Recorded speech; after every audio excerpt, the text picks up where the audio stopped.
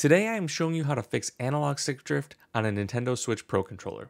This won't always work, but when it does, it's a great easy fix. All you need is a Phillips screwdriver and the secret weapon, BW100 electronics cleaner. No soldering required. Amazon link in the description below to buy BW100. Let's get to it. First, start by taking apart the controller. There are 2 screws, one in each grip. After the grips are removed, there are 4 screws for the back plate.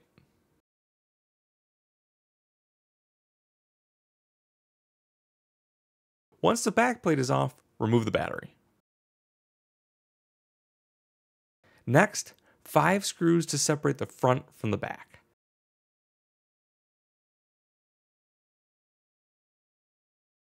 Heads up, there are 2 screws at the top that require a longer, skinnier screwdriver. I actually had to switch to a skinnier driver myself.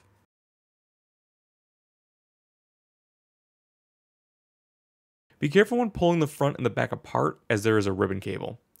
I'm going to leave this cable connected for now. Now that I have access to the sticks, remove the caps and grab the BW100 electronics cleaner. Spray the cleaner directly into each analog stick. You don't need a ton, but you do want to get enough to coat the inside of the sticks. A quick spray is enough. Once the cleaner has sprayed into the analog sticks, you need to work it in. For this, I typically put the caps back on and just circle. There's no real set amount, just keep going, maybe 15-30 seconds. Now that the cleaner has been worked in, let's test it. For testing, I am hardwiring into my computer and going to gamepadtest.com. I'll have that linked below. On the website, I switch over to Gamepad Controller Detailed Inspection at the top.